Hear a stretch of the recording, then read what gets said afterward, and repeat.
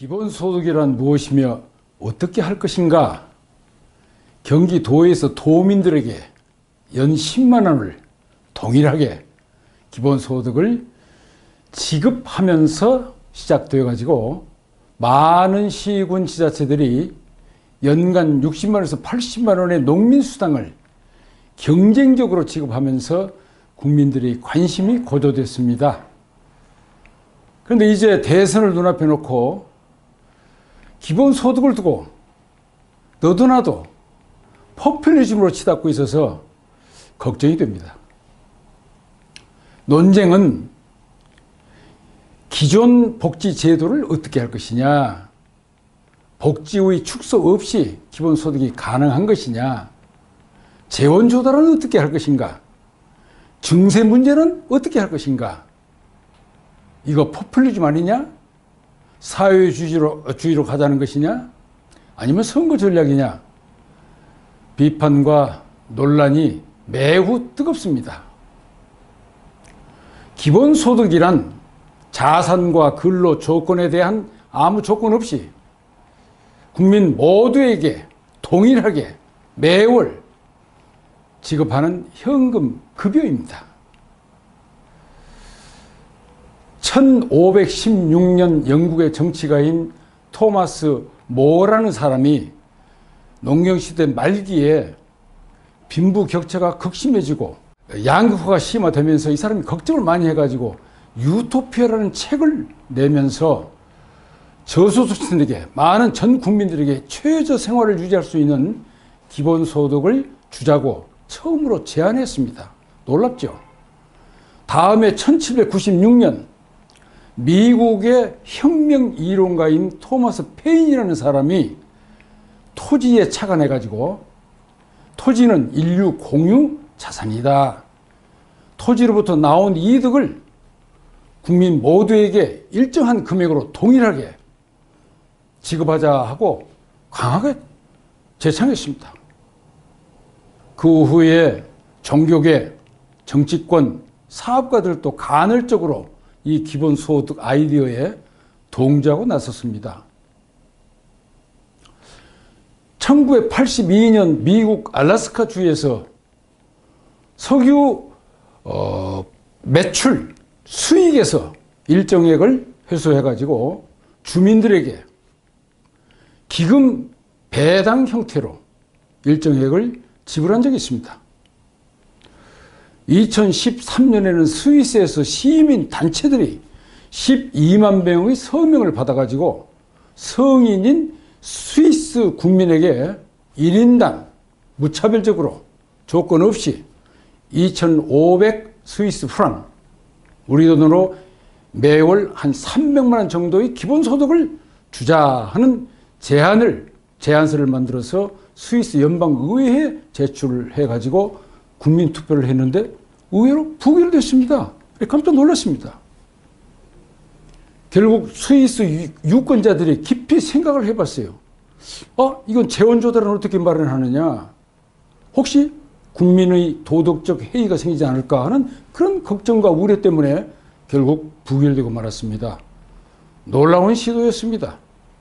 2016년 핀란드에서는 실업상태에 있는 25세부터서 58세의 노동자 가운데서 무작위로 2,000명의 근로자를 선별해가지고 매월 우리 돈으로 약 73만 원 정도의 기본소득을 2년간 지급하면서 관찰을 해봤습니다. 여러 가지로 관찰을 해봤는데 별 효과가 없다 해서 실험으로 끝나고 말았습니다. 기본소득에는 두 가지가 있습니다. 하나는 보편적 기본소득, 다른 하나는 선별적 기본소득입니다. 보편적 기본소득에는 무차별적으로 조건 없이 모든 사람에게 월 일정액을 지급하자 하는 것이고, 선별적 기본소득은 다 주면은 재원이 부족하고 또 부자들에게 줄 필요는 없지 않느냐. 저소득층, 서민들에게 생활 수준이 어느 정도 유지될 수 있도록 기본소득을 주자 하는 선별적 기본소득이 있습니다. 기본소득을 제한하고 주장하는 사람들의 이론적 근거와 배경은 첫째, 토지는 인류 공유 자산이므로 토지에서 나온 이득을 국민들에게 동일하게 배당하자 하는 주장이고요. 두 번째는 공유 자산 이론입니다. 그 국가가 가지고 있는 자연 자원과 사회적, 문화적 자산을 총괄해가지고 포괄해서 공유 자산 기금을 만들고 거기서 나온 수익으로 국민들에게 동일하게 일정 금액을 매월 지불하자는 주장입니다. 세 번째는 현재 우리가 벌어들이고 있는 소득의 90%는 이전 세대들이 구축해 놓은 지식과 기술에 의해서 생긴 것이므로 거기서 세금으로 회수해 가지고 국민들에게 동일하게 매월 나눠주자는 주장입니다. 다음에는 재미있는데요. 국민 각자가 태어나면서 이 사회에 기여함으로써 일정한 지분을 가지고 있다는 것이죠. 그 일정한 지분에 의해서 배당을 받을 수 있는 권리가 있다. 조금 애매하기는 합니다만 그런 주장입니다. 마지막으로는 참 이건 재미있고 아주 중요한 건데요. AI 등 첨단 기술에 의해서 이제 생산과 소비 등의 경제 활동 대부분이 점차 자동화됨으로써 실업자는 계속 늘어나는데 그럼에도 불구하고 생산은 늘어나서 GDP는 늘어난다고 합니다. 세금도 늘어나고요. 자, 그러면 이제 빈부격차가 심화되고 양극화되고 그러고 이 실업자들이 소비를 못하니까 소비가 줄어서 생산은 늘어나는데 그러면은 경제가 선순환하지 않고 또 성장 지속되지도 않는다. 따라서 기본소득을 전 국민에게 주어서 소비를 늘리면서 경제를 선순환 성장시켜보자는 이론입니다. 이건 상당히 일리가 있는 대목입니다. 제가 지난 40년 동안 새로운 문명을 연구해 오면서 얻은 결론이 하나 있습니다. 새로운 문명은 4차 산업혁명이 아닙니다. 기창주의 한몸사회입니다. 첨단 기술과 창의력에 의해서 70억 전 인류가 오감을 다 연결해 가지고 하나의 세상, 하나의 사회, 하나의 국가나 유체처럼 통합되는 한몸 시대가 옵니다. 그러면 첨단 기술에 의해서 생산, 유통을 대부분 자동화시키게 되면은 실직자가 많아지고 경제가 선순환이 안 됐을 때 어떻게 할 것이냐는 문제가 저도 연구 결과 나왔습니다. 따라서 전 국민에게 아주 최저 생활 유지가 가능한 월 일정액을 기본소득으로 보편적 소득으로 지불하자. 그 대신 이렇게 되면은 도덕적 해이에 생겨서 그렇다면 열심히 일할 이유가 별로 없지 않는가 이런 문제가 생기는데 제가 연구한 결과에 의하면 이 기창주의 한몸사회 말기쯤 가면은 대부분 사람들이 진선미, 창의적인 예술활동, 과학활동 여러 가지를 할 수 있게 된다 이것입니다. 그럼 이런 사람들에게 추가 선별적 소득을 주자.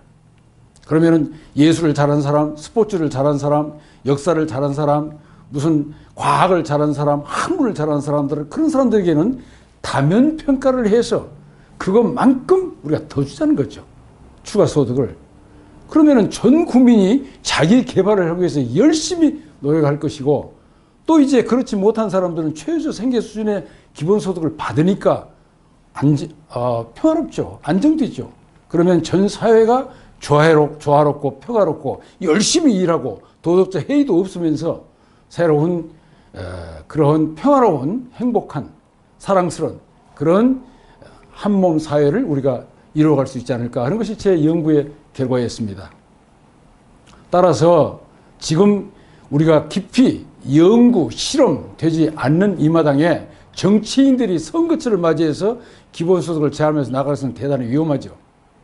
스위스에서 봤듯이 국민들이 중심을 잡고 여러 가지를 생각하면서 학자들과 전문 연구가들에 맡겨서 심층적으로 연구를 거듭하고 또 시험을 열심히 해서 정답을 찾아내면서 단계별로 하나, 둘, 셋, 넷 이렇게 나오면서 국민들에게 보고하고 국민들이 참여하고 중심을 잡아주고 이끌어 나가면은 저는 대단히 바람직한 세상을 우리가 맞이할 수 있지 않을까 이런 결론을 얻었습니다.